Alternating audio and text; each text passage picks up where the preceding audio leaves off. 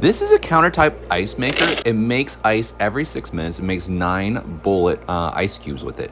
It can make up to 26.5 pounds worth of ice in just 24 hours with this little machinery here. It does include a basket and an ice cube with it too as well. This is great for like your countertops, or if you have like a party or anything like that for like outdoor use with it. But it comes in multiple colors with it.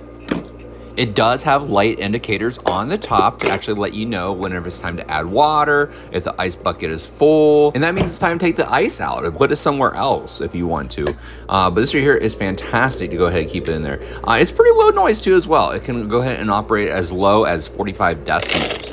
With it. The weight of this here is only 14.74 pounds, so it is a nice lightweight unit right here to go ahead and make your ice. It's about 8.7 inches by 11.6 inches by 11.4 inches, so it's definitely nice and compact to be able to use it around your countertops or any kind of area, really. The self-cleaning mode is easy. Just go ahead and hold the on and off button for about 5 seconds, and it's going to go ahead and activate that right there. And it's going to go ahead and quickly do it. Just add a little bit of lemon water, and I hope you found this helpful.